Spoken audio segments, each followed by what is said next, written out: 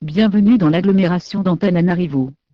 Maintenant nous allons vous présenter nos projets d'aménagement de cette partie de Madagascar pour les 5 prochaines années. D'abord, nous allons commencer par situer l'agglomération par rapport à Madagascar.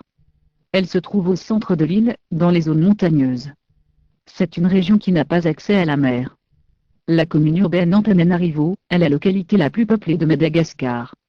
Dans cet espace de 83,29 km², on estime le nombre de population à 1 171 124 cette année.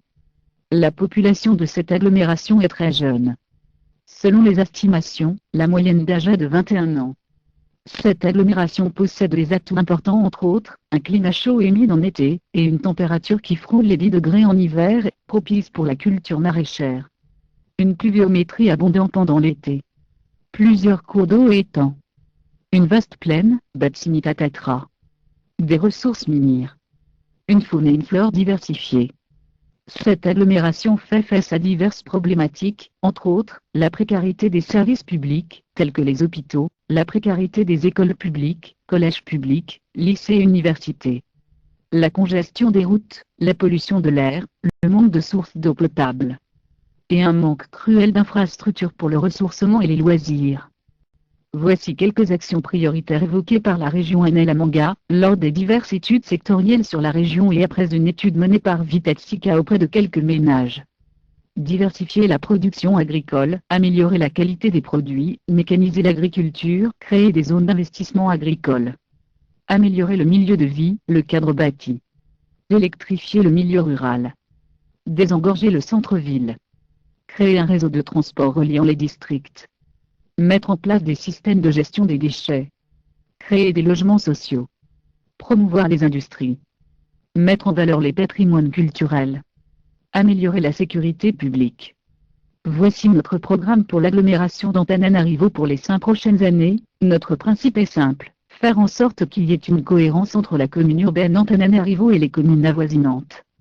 En gros, les intentions de Vitatsika se résument ainsi: orienter le développement urbain vers l'ouest. Réaménager le centre-ville, afin d'améliorer la qualité de vie de ses citoyens. Désengorger le centre-ville en créant des voies de transport multimodales. Interrelier toutes les communes qui forment l'agglomération d'Antananarivo-Renivohitra. Créer des zones industrielles. Promouvoir l'agriculture intensive bio. Et réflexionner les services publics vitaux pour renforcer le développement de la région. Le gros du projet concerne les communes, qui se trouvent dans un rayon de 35 km, à partir du centre de la commune urbaine d'Antananarivo. Cette approche n'exclut aucunement les autres communes, c'est juste une question de priorisation et de stratégie. Cette agglomération compte 74 communes, le nombre de populations concernées par les projets est de 2 166 000 personnes. L'agglomération est le carrefour de 4 voies majeures, la route nationale 1, 2, 3, 4 et 7. La route nationale 1, la relie avec l'ouest de l'île, notamment Seroanamandidi, lieu où se trouve un important cheptel bovin et de produits maraîchers. La route nationale 2, la relie avec l'est, notamment Toamasina, lieu où se trouve un port d'envergure internationale. La route nationale 4, la relie avec le nord-ouest et le nord. La route nationale 7, la relie avec la partie sud de l'île. Dans ces lieux se trouvent diverses activités économiques et culturelles diversifiées. La route nationale 3, la relie avec Anjozorobé, lieu où se trouvent des activités économiques diversifiées, notamment l'exploitation minière. L'agglomération est liée également, à l'est et au sud de l'île par la voie ferrée. Celle-là reliant avec Toamasina est plutôt opérationnelle. Elle sert surtout au transport de certains types de marchandises. Ces deux types de voies, route nationale et voie ferrée, ont les mêmes caractéristiques, elles sont vétustes. Les routes nationales sont étroites, et compte tenu de l'augmentation du nombre de véhicules, du poids de certains véhicules, de leur dimension, elles deviennent de moins en moins sécuritaires. L'autoroute que nous proposons, passe par cette agglomération. Elle la reliera avec le reste de Madagascar. Voici ses caractéristiques dans cette partie de l'île. Elle est située en retrait de la commune urbaine d'Antananarivo. Nous avons choisi cette option, afin de décongestionner le centre-ville. Ensuite, nous avons choisi cette option pour des questions de qualité de vie et de sécurité. La portion d'autoroute qui passe par l'agglomération, sera construite par des entrepreneurs de l'agglomération et exploitée par elle. Elle est payante certes, mais il revient moins cher de rouler dessus qu'emprunter la route nationale sinueuse, étroite. Les grands projets d'infrastructure ne seront pérennes si on ne commence pas par le commencement, c'est-à-dire par l'assainissement du marais du Batsimitepetra. Nous allons faire en sorte que le barrage de Pharaon-Sana serve, à la fois de régulateur d'eau et de source d'énergie pour l'agglomération. Le premier impact attendu de ce projet est d'abord l'assainissement de la plaine du Batsimitepetra. Cela évitera les inondations systématiques, à chaque période de pluie et réduira les risques d'épidémie. Le second impact, c'est la possibilité d'une irrigation plus rationnelle de la plaine avec des systèmes modernes. Et le troisième impact, c'est l'assèchement de la boue qui se trouve au-dessous de la fondation des maisons, sous les routes bitumées faisant en sorte que toute infrastructure construite sur ce marais ne dure pas longtemps. Voici de manière globale le concept d'aménagement que nous proposons pour l'agglomération d'Antananarivo. La partie verte est la zone agricole à promouvoir. Il y a des zones agricoles qui se trouvent sur la plaine, et des zones agricoles qui se trouvent sur le flanc des collines. Nous y reviendrons. La partie marron est la zone industrielle. En fait, ce sont des communes qui sont plus aptes à recevoir des activités de type industriel. Toute la superficie de ces communes ne seront pas des zones industrielles. Seulement une partie. La partie beige et rouge est l'endroit où nous projetons d'orienter le développement urbain. C'est dans cette partie que l'essentiel du développement immobilier du futur aura lieu. La partie orange est la commune urbaine d'Antananarivo.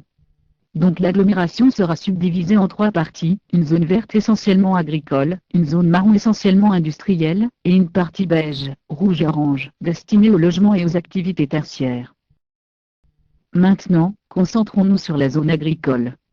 Une fois que l'eau stagnante non maîtrisée du Batsimitepetra est évacuée, on pourra installer des systèmes d'irrigation modernes pour les agriculteurs, des canaux d'irrigation ou des pipelines. Les coopératives agricoles, et l'entreprise chargée de la gestion du barrage Pharaon-Sana, pourront contrôler le débit de l'eau surtout en période de forte pluie. Les agriculteurs pourront ainsi sauvegarder leurs plantations. En ce qui concerne les agriculteurs qui opèrent dans les collines, ils pourront à la fois bénéficier d'une source d'eau stable, issue du système d'irrigation mis en place, et contrôler le déversement de leur eau usée en les canalisant vers les égouts de type industriel, nous y reviendrons. En ce qui concerne le type d'agriculture à faire dans cette zone, nous encouragerons en particulier la culture maraîchère, la culture du blé et du riz. Nous encouragerons également l'élevage de bovins, de porcins, d'ovins et de volailles. Nous appuierons la mise en place de coopératives agricoles, qui défendront les intérêts des agriculteurs. Concentrons-nous maintenant sur les activités industrielles. Les carrés marrons représentent les zones industrielles existantes. Elles se trouvent toutes au centre-ville. Les jeux de couleur orange montrent le nombre de population. Vous constatez qu'il y a beaucoup de citoyens qui sont en chômage dans cette agglomération. Voici ce que nous proposons, créer des zones industrielles dans les communes périphériques. Les zones marron sont des communes. Ce sont des communes qui sont les mieux disposées à recevoir des activités industrielles. Elles sont déjà desservies par la route nationale. Certaines seront desservies par l'autoroute. Cela permettrait d'une part, de créer un milieu de travail pour les citoyens vivant en périphérie. Cela permettrait également de mieux répartir le tissu industriel sur toute l'agglomération. Et cela permettrait de désengorger le centre-ville, et d'y améliorer la qualité de vie. En effet, les jeunes ménages, sachant qu'il y a de l'emploi en périphérie, sera tentés de déménager dans ces endroits, ce qui aura pour effet de réduire la densité de population au centre-ville. Bref, ça permettrait une meilleure répartition de l'emploi sur toute l'agglomération. En ce qui concerne les activités dans ces zones, nous préconisons la transformation des produits agricoles et le textile. Ces zones seront toutefois aménagées, de sorte qu'elles puissent accueillir d'autres types d'activités industrielles. S'agissant d'activités créant des risques majeurs pour le milieu naturel et pour les humains, nous proposons la construction d'un réseau d'égouts qui relieront ces zones industrielles, ainsi qu'une station de traitement des eaux usées du côté de Pharaon-Sana. Aussi, les eaux usées des zones industrielles, et de certains types d'activités agricoles, ne seront plus déversées directement dans les cours d'eau, comme ce qui se passe actuellement, avec le canal Andriy-Antani, mais passeront désormais dans un canal spécialement conçu à cet effet. Avant d'être rejetées, les eaux seront traitées. Cela améliorerait la qualité de vie des citoyens, et préserverait l'environnement. Par ailleurs, nous allons mettre en place un train de banlieue, interreliant les communes périphériques. Cela permettrait aux travailleurs de chasser les coûts de transport, d'arriver à temps à leur lieu de travail. Cela permettrait aux citoyens et aux touristes d'apprécier le paysage des communes environnantes. Cette voie ferrée interreliera également les zones d'habitation avec les zones industrielles, et les zones agricoles intensives. Vous constatez qu'au nord et au sud, elle se recoupe avec les autoroutes. Cette voie permettra aux personnes qui reviennent d'un voyage en région de rentrer directement chez eux sans passer par le centre-ville, s'ils habitent en périphérie.